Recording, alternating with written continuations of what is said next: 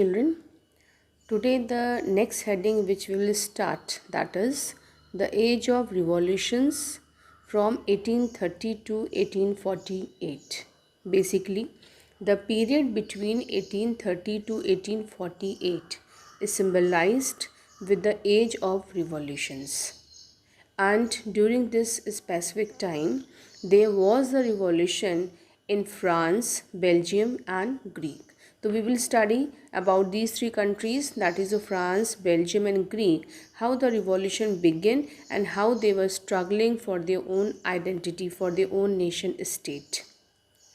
Children, you have studied in the previous session that how the conservative regime came back into power. When the Napoleon Bonaparte was defeated in the Battle of Waterloo, after this, conservatives, they again came back to power. But at the same time, now the liberalism and nationalism was also getting the momentum, and you have already studied the various secret societies were already set up there, and Jacobins were set up there, and the people, they were talking about the nationalism. They wanted to have the independence, they wanted to overthrow the conservatives regime from the France or the rest part of the Europe. So the result was that there was a series of the revolutions in the many regions of the Europe, like your Italy, your Germany, or your Greek, or the Ireland, or Poland. So many places we find that the revolutions took place. Basically, these revolutionaries, they were basically led by the liberal nationalist class. Children, you all have studied who are the liberals, conservatives, or the radicals. You all have studied in your class 9th in the chapter of your Russian Revolution. So this is the liberal nationalist, and these liberal nationalists, they were basically belonging to the educated class. They are the educated middle class, your professors, school teachers, your clerks, members of the commercial middle classes. They all were the member of your, they were the part of your liberal nationalist. And all these people, they had led the freedom, or they had led again the concept of nationalism, and they wanted to overthrow again the conservative regime in the France or to the rest part of the Europe.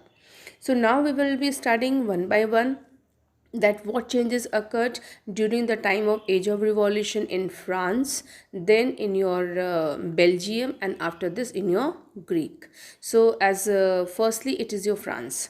And France, as you have already studied, that when the Napoleon was defeated, after that the Bourbon dynasty came back into power. Now, this is the time when the revolution took place there. It means there is a removal of the Bourbon king. And the Bourbon king, who had already established their power during the conservatives' reactions after the Treaty of Vienna, now they were again overthrown by the liberal revolutionaries. And what the liberal revolutionaries they did, that they again re-established constitutional monarchy under the leadership or under the kingship of Louis Philippe.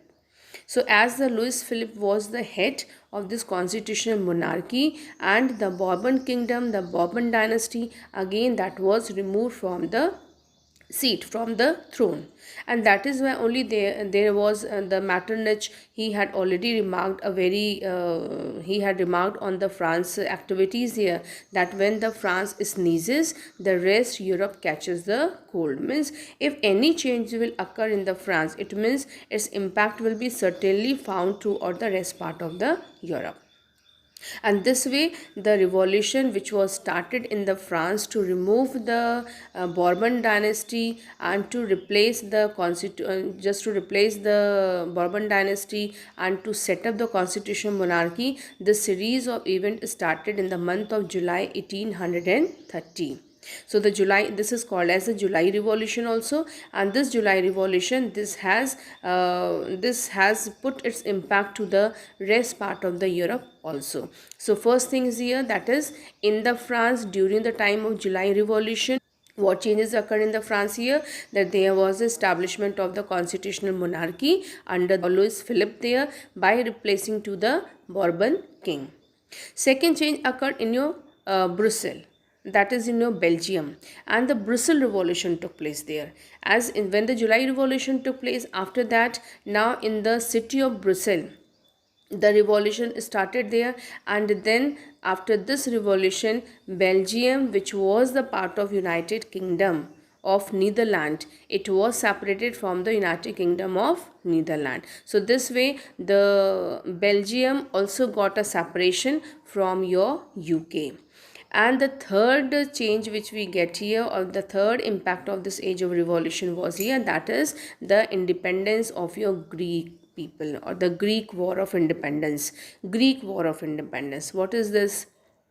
Basically, Greece was a part of the Ottoman Empire. That was in the 15th century. It was Islamic ruler. It is Islamic kingdom, and the Ottoman Empire were the rulers of the on the in the Greece there. And there was a growth of revolutionary nationalism in Europe there. So they also started the struggle for the independence of the Greek, and this was started in the year of 1821. These nationalists in the Greece, they were also getting the support from those Greek people who were living in exile, or who were away from the Greeks, and they were living to some other part of the Europe there. But they were supporting to the Greek war of independence there. They were providing the funds there. They were providing their manpower there, and they were having a sympathetic attitude for these revolutionary of the Greece there, because they always honor the Greece as the cradle of the European civilization, and which was mobilizing the public opinion. So as the Greece was considered as the cradle of the European civilization developed in the Greece there. So it should not be the part of the Islamic rulers there. It should not be the part of the Ottoman Empire there, and because of that, in 1821, the Greek War of Independence was begun, and the people who were living in the Greece or outside the Greece, they all had given the support for the freedom of the Greece from the Muslim Empire. At that time, there was one English poet whose name was Lord Byron, and he had also organized the funds, and he also took the part in the war there. Though he died later on due to some fever there in 1824 there. But people, it is an example that how the people in the different parts of the Europe also, they were in favor of the Greece war of independence. They wanted that the Greece should be free from the Islamic empire there, from the Islamic ruler there, because Greece was considered as the cradle of the European civilization. So they wanted the liberty or the freedom for the Greece there.